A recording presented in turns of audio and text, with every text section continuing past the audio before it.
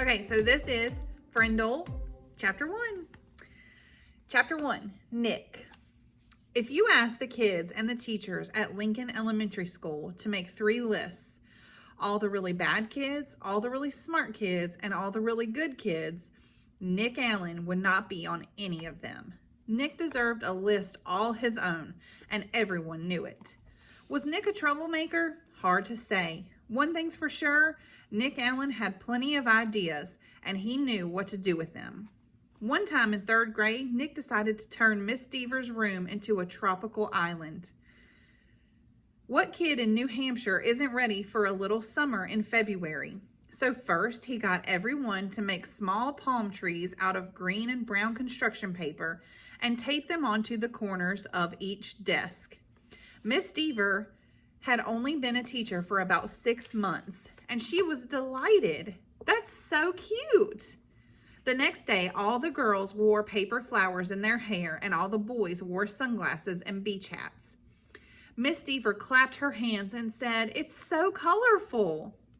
The day after that, Nick turned the classroom thermostat up to about 90 degrees with a little screwdriver he had brought from home. All the kids changed into shorts and t-shirts with no shoes. And when Miss Deaver left the room for a minute, Nick spread about 10 cups of fine white sand all over the classroom floor. Miss Deaver was surprised again at just how creative her students could be. But the sand got tracked out into the hallway, where Manny, the custodian, did not think it was creative at all, and he stomped right down to the office. The principal followed the trail of sand, and when she arrived, Miss Deaver was teaching the hula to some kids near the front of the room, and a tall, thin, shirtless boy with chestnut hair was spiking a Nerf volleyball over a net made from 6 t-shirts tied together.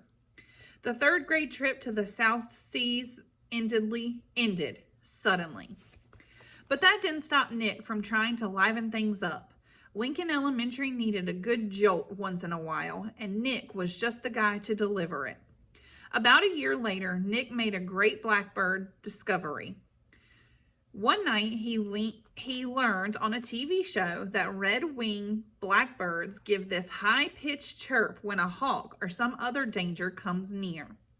Because of the way sound travels, the hunter birds can't tell where the high-pitched chirp is coming from.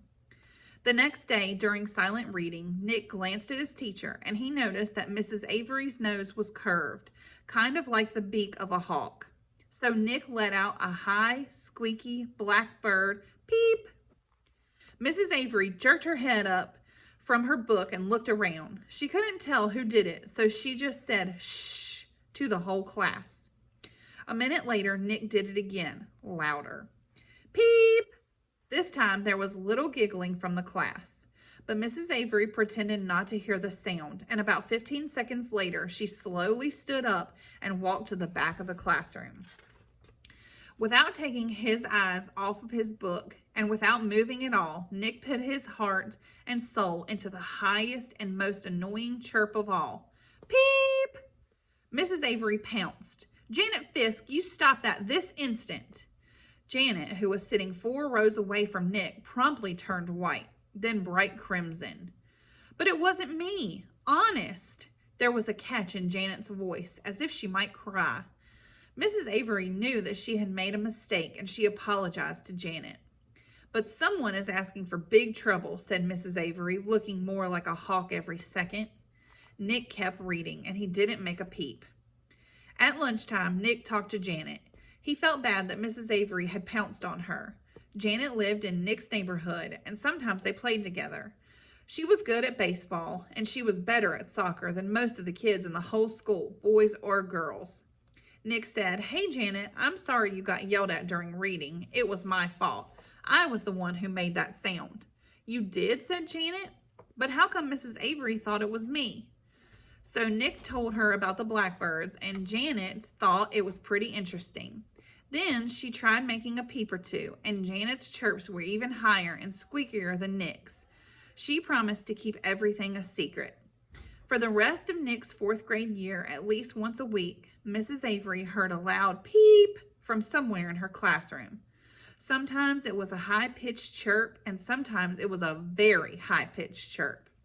Mrs. Avery never figured out who was making that sound, and gradually she trained herself to ignore it, but she still looked like a hawk. To Nick, the whole thing was just one long and successful science experiment, and Janet Fisk enjoyed it too.